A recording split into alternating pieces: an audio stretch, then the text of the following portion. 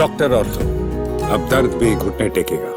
राजस्थान की राजनीति में इन दिनों शिक्षा मंत्री मदन सिंह दिलावर अपने तल्ख और बेबाक बयानों के कारण चर्चा का केंद्र बने हुए हैं। उनके तेवर केवल प्रशासनिक सुधारों तक सीमित नहीं हैं, बल्कि वे सामाजिक और सांस्कृतिक मुद्दों पर भी खुलकर अपनी राय रख रहे हैं। हाल ही में बूंदी के जिला शिक्षा एवं प्रशिक्षण संस्थान यानी कि डाइट में स्वामी विवेकानंद की प्रतिमा के अनावरण समारोह के दौरान दिलावर ने एक बार फिर अपने तीखे प्रहारों से सियासी गलियारों में हलचल पैदा कर दी है। मंत्री दिलावर ने समाज में पनप रहे दोहरे चरित्र और जातिवाद को लेकर गहरी चिंता व्यक्त की। उन्होंने बिना किसी लाग लपेट के उन लोगों को दोगला करार दिया जो एक ओर तो धर्म की दुहाई देते हैं और दूसरी ओर ऐसे लोगों के साथ मंच साझा करते हैं जो गाय काट कर खाते हैं। मदन सिंह दिलावर का कहना था कि ये विडंबना है कि भगवान राम और गंगा माता को मानने वाला व्यक्ति अपनों से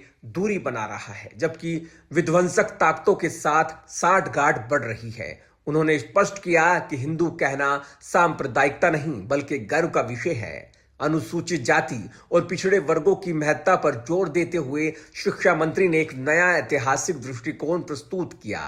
उन्होंने कहा कि जिन्हें आज हम दलित या पिछड़ा कहकर संबोधित करते हैं, वे वास्तव में वे महान योद्धा हैं जिन्होंने विदेशी आक्रांताओं के सामने घुटने नहीं टेके। मंत्री दिलावर के अनुसार विदेशी ताकतों ने इन वर्गों को धर्मांतरण के लिए मजबूर किया, लेकिन इन्होंने तलवार की धार पर भी अपना धर्म नहीं छोड़ा।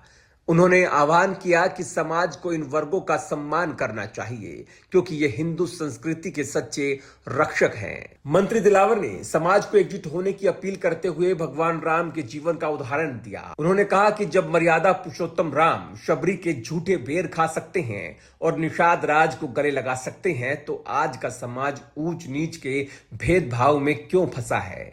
उन्होंने आगाह किया कि अगर हम जाति पाति के बंधनों में उलझे रहे तो विदेशी शक्तियां हमें आंतरिक रूप से कमजोर कर देश को खंडित कर देगी।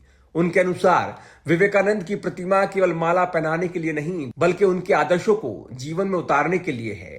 केवल भाषणों तक सीमित न रहकर मदन सिंह दिलावर ने प्रशासनिक स्तर पर भी बड़े फैसले लिए।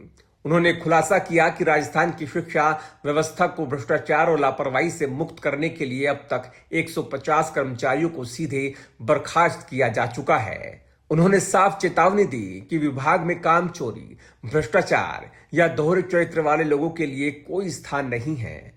शिक्षा मंत्री ने राजकीय विद्यालयों की शिक्षा प्रणाली को निजी स्कूलों से बेहतर बताते हुए अभिभावकों से अपने बच्चों का प्रवेश सरकारी स्कूलों में कराने की अपील की। उन्हें टीचरों को रोल मॉडल बनने की नसीहत देते हुए कहा कि शिक्षक खुद को अनुशासित रखे ताकि बच्चे उनसे संस्कार सीख सकें। कार्यक्रम के अंत में मंत्री दिलावर ने 10वीं बोर्ड परीक्षा में उत्कृष्ट प्रदर्शन करने वाली मेधावी छात्रों रिद्धिमा जांगिड़, अंशिका राठौर और शिक्षा गौतम को माला पहनाकर सम्मानित किया।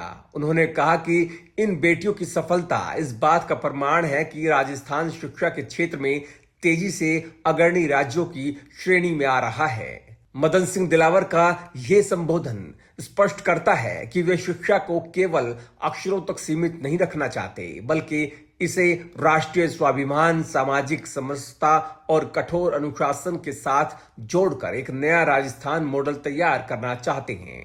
उनके इन तलख तेवरों ने विपक्ष को जहां रक्षात्मक मुद्रा में ला खड़ा किया है, वहीं उनके समर्थक इसे सांस्कृतिक पुनर्जागरण की दिशा में एक साहसी कदम मान रहे हैं। डॉक्टर और तो अब दर्द भी घुटने टेकेगा।